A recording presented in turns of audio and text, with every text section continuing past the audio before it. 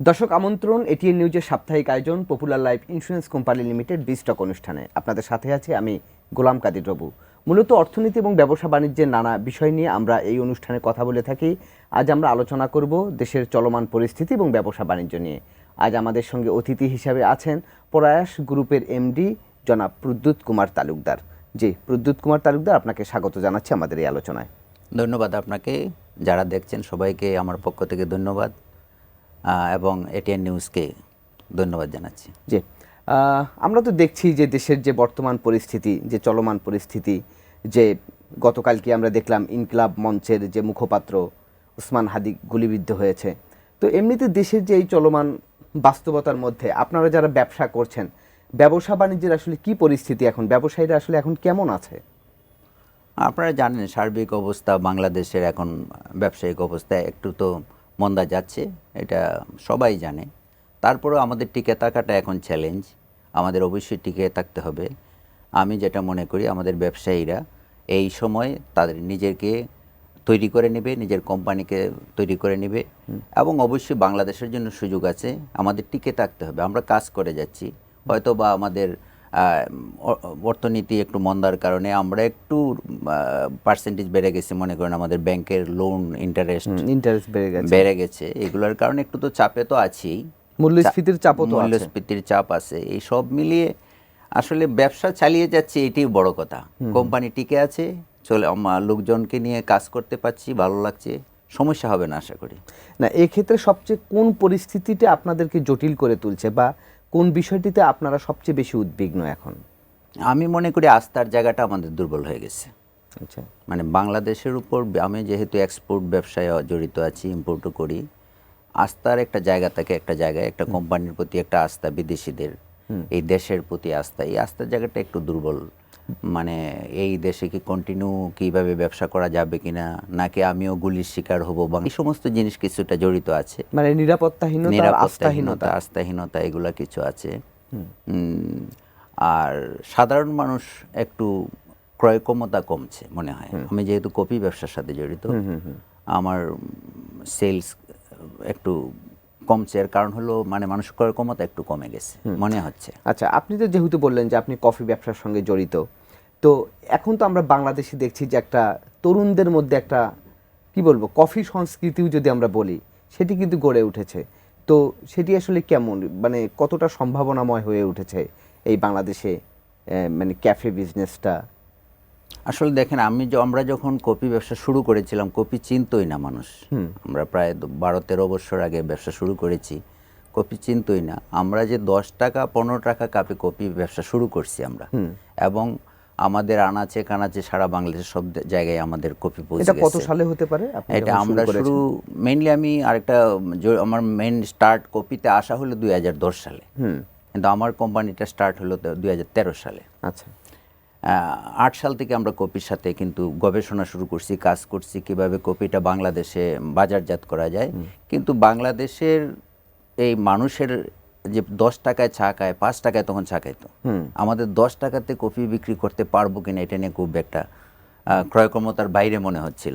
কিন্তু যখন শুরু করলাম, গ্রামে গঞ্জে নিয়ে গেলাম, আমরা 10 টাকা 15 টাকা কাপে কফি তখন বিক্রি করতাম, এখনো 15 টাকা কাপে বিক্রি করি, যেটা ইনস্ট্যান্ট কফি আর কি। কিন্তু বর্তমান পরিস্থিতিতে কফির প্রতি মানুষ কফি চেনা শুরু করছে মানুষ। আচ্ছা, আগে হলো না চিনে খাইতো, আর এখন কফিটাকে জানা শুরু করছে যে কফি জিনিসটা আসলে কি।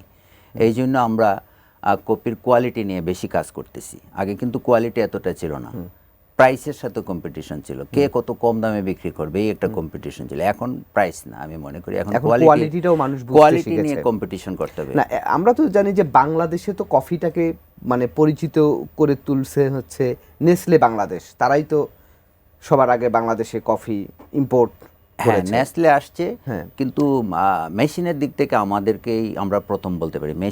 মেশিনারিজ, হ্যাঁ, মেশিনে যে এখন যে বিভিন্ন দোকানে গিয়ে যে মেশিনে যে টিপ দিলে কফিটা চলে আসে, সেটা আপনারা পরিবর্তন করেছেন।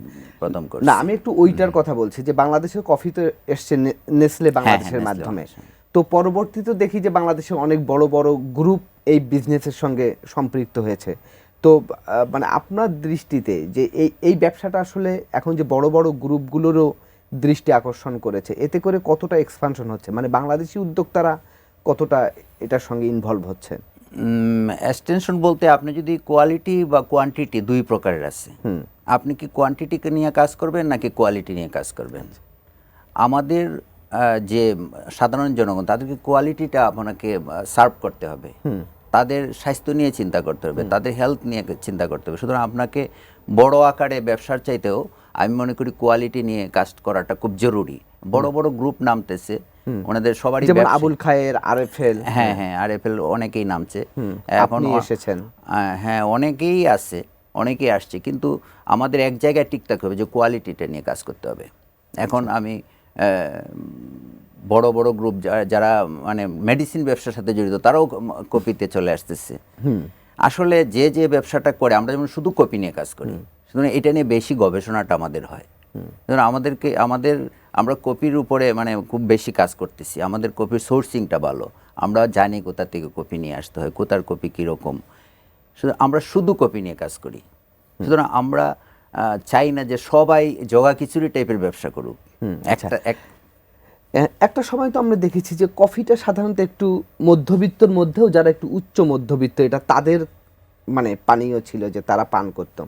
কিন্তু এখন আমরা দেখি যে কথাটা আপনি বললেন যে বাংলাদেশের এখন মানে উপজেলা পর্যায়েও একটা মুদির দোকানেও দেখা যাচ্ছে যে কফি মেশিন, এবং বেশিরভাগ মেশিনগুলো আসলে রয়্যাল ক্যাফেরই, আপনারই মেশিন।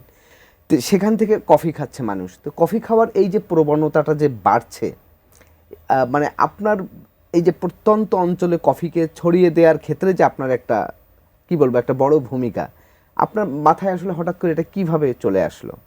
মানে আমি যেটা বলতে চাচ্ছি সেটি হচ্ছে, যেহেতু এটা একটু উচ্চ মধ্যবিত্তদের বা বড় লোকদের একটা আকর্ষণের জায়গা, সেটাকে আপনি যে একদম রুট লেভেলে নিয়ে যাওয়ার যে একটা চ্যালেঞ্জ গ্রহণ করলেন, এটা সাহস পেলেন কিভাবে আপনি? না, আমরা আসলে সহজলভ্য করতে চাইছি জিনিসটাকে, যে কপি কি সবারই তো ইচ্ছা আছে কপি খাওয়ার, শুধু বড় লোকরা কেন কপি খাবে?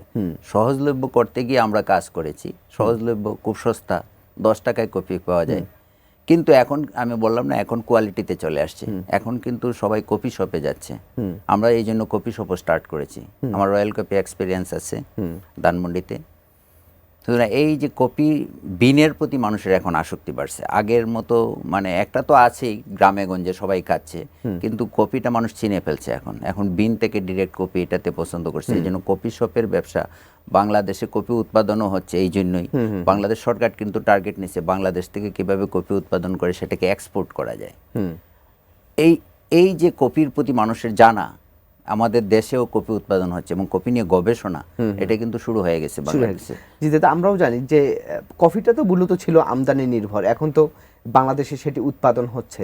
তো সেই উৎপাদন আমাদের চাহিদা আসলে কতখানি মেটাতে পারছে, এবং এই উৎপাদনটা কোন কোন অঞ্চলের দিকে বেশি হচ্ছে, এবং আগামীতে এই কফি উৎপাদনের সম্ভাবনা বা কতটুকু, কিংবা রপ্তানি কিভাবে হতে পারে, এই বিষয়ে একটু আপনার কাছ থেকে শুনবো আরও। তবে তার আগে নিচ্ছি ছোট্ট একটি বিরতি। দর্শক, আপনারা দেখছেন popular life insurance company limited বিস্টক। এবার নিচ্ছি ছোট্ট একটি বিরতি, আমাদের সঙ্গেই থাকুন।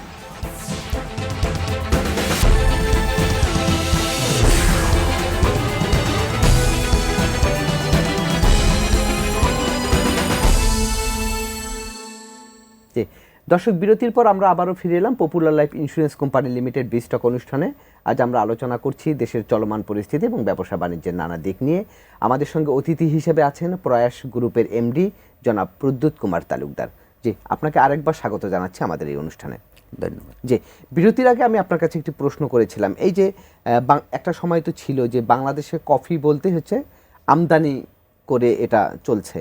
তো এখন তো বাংলাদেশে কিছু কিছু উৎপাদনও হচ্ছে, প্রায় 2000 হেক্টর জমি কফি চাষের আওতায় এসছে, আপনার হচ্ছে যেমন উত্তর অঞ্চলেও হচ্ছে। তো এইটার সম্ভাবনা আসলে কতখানি আমরা এগুতে পারলাম?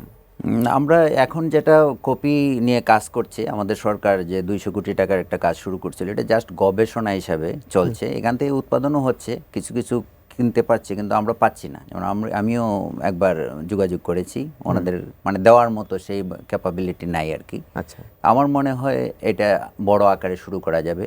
এটা তো একটা আমাদের যেমন ধানের জমি করি, সেম।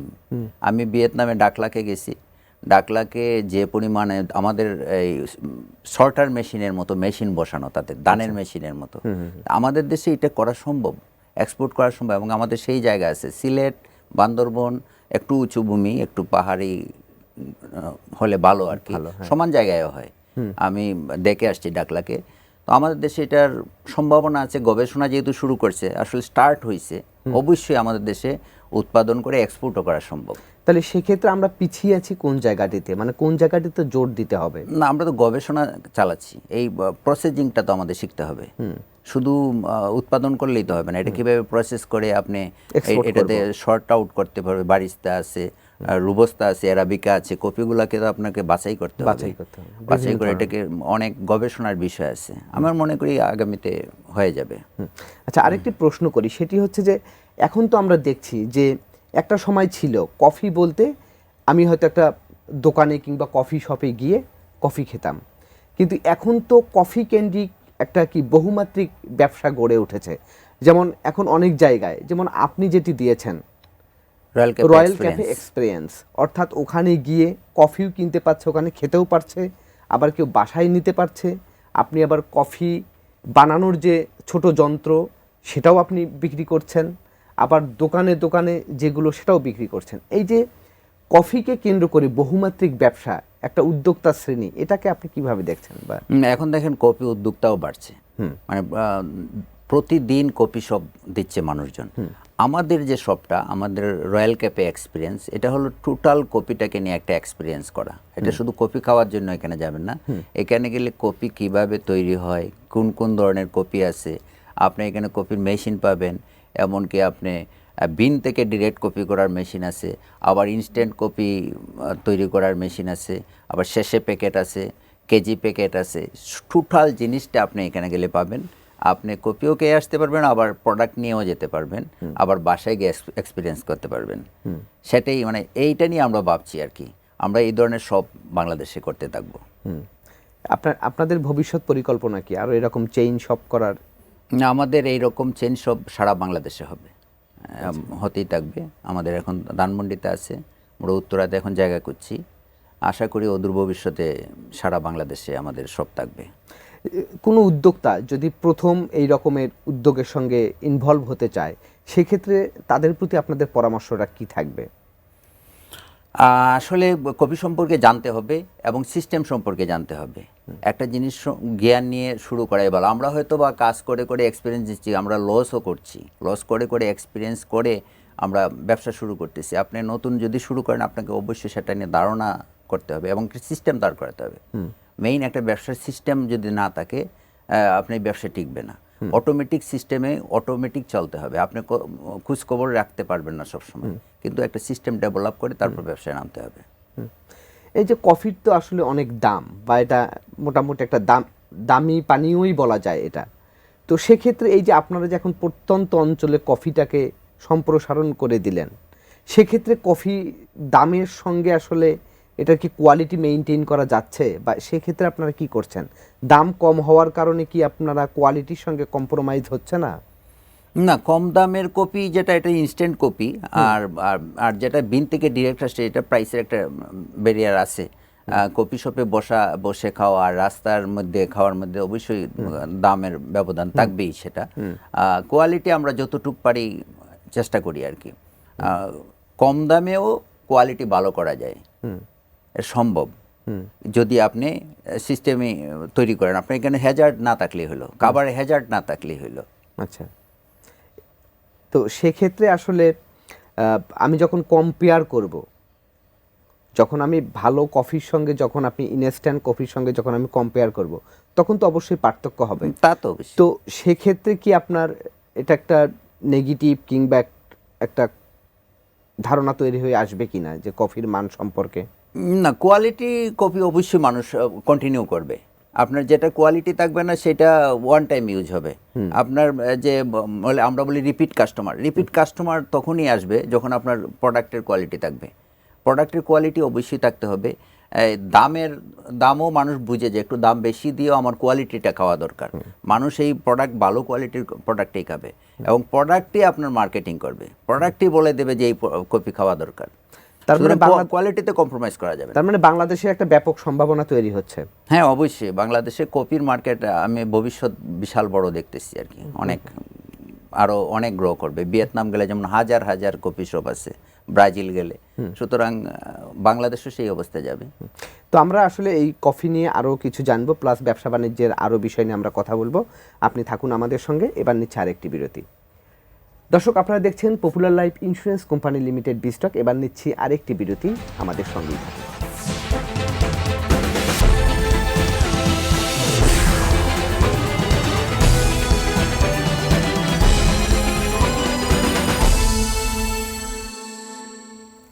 দর্শক, বিরতির পর আমরা আবারও ফিরে এলাম popular life insurance company limited বিস্টক অনুষ্ঠানে। আজ আমরা আলোচনা করছি চলমান পরিস্থিতি এবং ব্যবসা বাণিজ্য নিয়ে।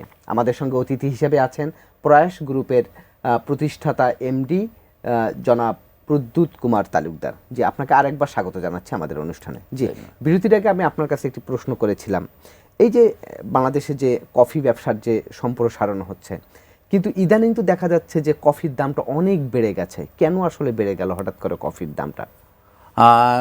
আসলে এলসি করে আমাদের তো কফি ইম্পোর্ট করতে হয় না, 100% এটা আমরা আমদানি করতে হয়। জি, তো ওইটা এলসি করতে আমাদের এখন 100% মার্জিনে এলসি করতে হয়।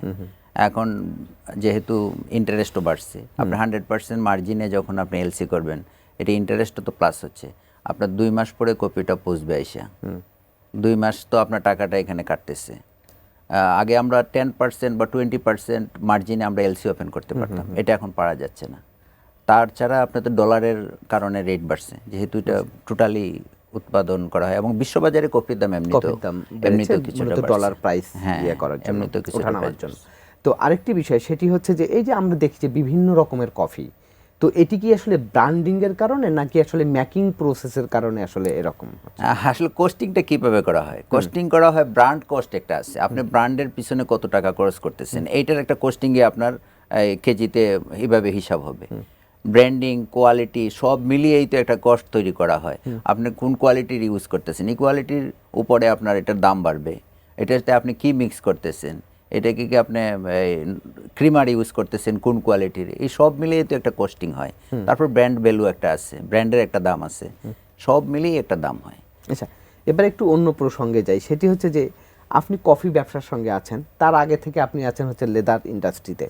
তো লেদারের পাশাপাশি আপনি ব্যবসা ধরলেন কফির, বিষয়টা একটু কেমন যেন না, মানুষ তো আসলে মানে রিলেভেন্ট বিজনেসগুলো যায়, আপনারটা তো একদম একটু ডিফারেন্ট হয়ে গেছে দুটাই। তো এখন আপনার সেই চামড়া সেক্টরের কি অবস্থা এখন? আমার দুইটাই আনকমন ব্যবসা বলা চলে আসে। কফি আমি যখন শুরু করছি তখন বাংলাদেশে কেউ এই ব্যবসা আসলে তেমন একটা জড়িত ছিল না। আর আমি চামড়ার মধ্যেও, চামড়া বলতে তো অনেক ধরনের চামড়া আছে, আমি করি ওয়ার্কিং গ্লাভস পণ্য আমি তৈরি করি। আমার যে ব্যবসাটা এটাও আনকমন। এই গ্লাভস কোম্পানি চামড়ার গ্লাভস, এটা হলো আপনার ইন্ডাস্ট্রিয়াল ইউজের জন্য। ইন্ডাস্ট্রি যারা জাহাজ তৈরি করে, শিপ এই গাড়ি তৈরি করে বা কনস্ট্রাকশন যারা কাজ করে তাদের জন্য। আমার এটার ভলিউম অনেক বড়, ভলিউম জাহাজ, যে সমস্ত দেশে জাহাজ তৈরি হয়, শিপইয়ার্ড আছে যেমন জাপান, কোরিয়া, চায়না, এরাও কিন্তু জাহাজ তৈরি করতেছে। ওদের কাজে এই আমার এটা লাগবেই। এটা একটু ভলিউম বেশি, অনেক অনেক ভলিউমে আমরা সেল করি আর কি। এটা আনকমনও, বাংলাদেশে গ্লাভস ব্যবসায়ী খুব কম, হাতে গোনা কয়েকজন, খুবই কম, মানে হাতে গোনা কয়েকজন। এর মধ্যে আমার এটা হাজারীবাগে জিজ্ঞেস করলে পাবেন তালুকদার লেদার গুডস, আশা করি 80% লোক চেনে। এবং বাংলাদেশি মালিকের মধ্যে আমাদের এটা টপে আছে আর কি। এবং চাইনিজ কিছু মালিকরা এসে করছে, কিন্তু ওনারা সেভাবে সার্ভাইভ করতে পারতেছে না। কিন্তু কথা হচ্ছে যে বাংলাদেশে তো চামড়ার কোয়ালিটি তো খুবই ভালো, এটা তো বিশ্বজুড়ে সমাদৃত। বাংলাদেশে তো কিন্তু চামড়ার এই সম্ভাবনাটাকে বাংলাদেশ কেন আসলে কাজে লাগাতে পারছে না? চামড়াজাত পণ্যের রপ্তানি কেন সেটি এখন পর্যন্ত $1 বিলিয়ন মধ্যেই সীমাবদ্ধ হয়ে আছে? কেন নয়, যেখানে যেখানে ভিয়েতনাম যেটাকে 30 বিলিয়নে মানে উন্নীত করেছে মাত্র 12 বছরে, কিন্তু বাংলাদেশ 30 বছরেও সেটি 1 বিলিয়নে নিয়ে যেতে পারছে না। এটি কেন হচ্ছে? বাংলাদেশের সমস্যা কোথায় হলো কমপ্লায়েন্স ইস্যু, যেটা আমাদের যেটা হেমায়েতপুরে যে ট্যানারি পল্লীটা হয়েছে, এটা কমপ্লায়েন্স ইস্যুটা এখনো আমরা মানে সিটিপিটা এখনো হয় নাই। তো আমরা সিটিপি আমরা কমপ্লায়েন্স ইস্যু করে আমাদের সরকারের কি কি করতে হবে, এটাকে 100% কমপ্লায়েন্স করার পরে এটা আমাকে অ্যাডভার্টাইজ করতে হবে ওয়ার্ল্ডের মধ্যে যে আমরা এখন সিটিপি করেছি, আমরা এখন কমপ্লায়েন্স, তখন ইউরোপের কাস্টমাররা আসবে। এখন আমাদের দেশের যারা জুতা করে বা ব্যাগ করে তারা কি করতেছে, ইউরোপে যারা এক্সপোর্ট করে তারা বিদেশ থেকে ইম্পোর্ট করে চামড়া, এটাকে দিয়ে প্রোডাক্ট তৈরি করে সে এক্সপোর্ট করতেছে। কারণ কি আমাদের কমপ্লায়েন্স ইস্যুর কারণে আমাদের চামড়া তারা নিবে না।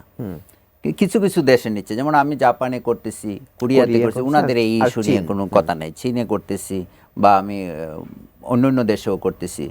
ইউরোপের সব দেশে যে লাগে তাও না, কিন্তু আমাদের তো বাজার ছোট হয়ে গেছে।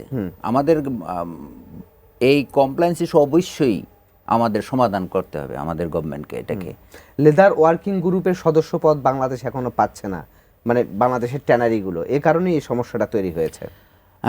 সদস্যপদ পাচ্ছেন তো কমপ্লায়েন্সের কারণেই, মেইন কারণ। কারণ সদস্যপদ না, সনদ। হ্যাঁ, সনদ। এটার কারণ তো হলো এই আমাদের কমপ্লায়েন্স ইস্যু।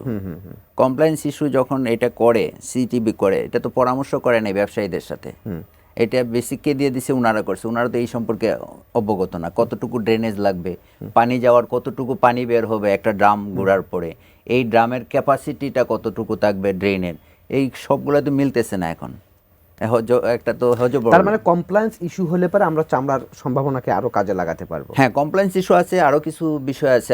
আমাদের চামড়ার আরো মানুষকে ট্রেন আপ করতে হবে। চামড়ার, এবং কুরবানির সময় চামড়া কাটি আমরা কেটে ফেলি, ছিদ্র করে ফেলি। ওই সমস্ত দেশের চামড়া কিন্তু ছিদ্র নাই। আমরা এইগুলো নিয়ে ট্রেন আপের অনেক বিষয় আছে।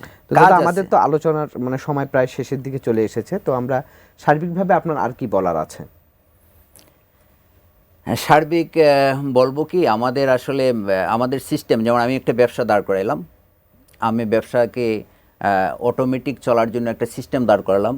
এই সিস্টেমটা চলে কিনা সেটাকে ফলো আপ করলাম, তখন আমার এটা সঠিকভাবে চলবে। বাংলাদেশটাও সেই রকম। বাংলাদেশের যে সিস্টেমগুলো আছে এগুলোকে ডেভেলপ করতে হবে, এবং সিস্টেমগুলো অটোমেটিক চলতেছে কিনা সেটাকে ফলো আপ করতে হবে, এটাকে সিস্টেমের আওতায় নিয়ে আসতে হবে, এবং অভিজ্ঞ মানুষদের কাজে লাগাতে হবে। আমরা জানি অনেক কিছুই, যেমন আমার ছেলে আমার থেকে অনেক কিছু বেশি জানে, কিন্তু সে তো আমার কোম্পানি চালাতে তো পারবে না। কারণ আমার একটা সময়ের কারণে, বয়সের কারণে আমার একটা কোয়ালিটি আছে, আমার একটা অভিজ্ঞতা যোগ্যতা আমার কাছে প্লাস হয়েছে। সুতরাং আমাদের তাদের নিয়ে কাজ করতে হবে, যারা এক্সপার্টদের নিয়ে বসতে হবে, আমাদের ডেভেলপ নিয়ে আসতে হবে আমাদের দেশের জন্য। জি, আমরা আলোচনার একেবারে শেষ পর্যায়ে চলে এসেছি। আপনাকে অসংখ্য ধন্যবাদ আমাদেরকে সময় দেওয়ার জন্য। ধন্যবাদ আপনাকেও। যারা দর্শক, আপনারা যারা দেখছেন, সবাইকে আমার পক্ষ থেকে, আমার প্রয়াস গ্রুপের পক্ষ থেকে, এবং আমার রয়্যাল ক্যাফে এক্সপিরিয়েন্সে কপির দাওয়াত রইল। আসবেন সবাই, ভালো থাকবেন। দর্শক, এই ছিল আজকের popular life insurance company limited বিস্টক। আগামীতে আবারও দেখা হবে অন্য কোনো বিষয় নিয়ে। সে পর্যন্ত ভালো থাকুন, সুস্থ থাকুন, এটিএন নিউজের সঙ্গেই থাকুন।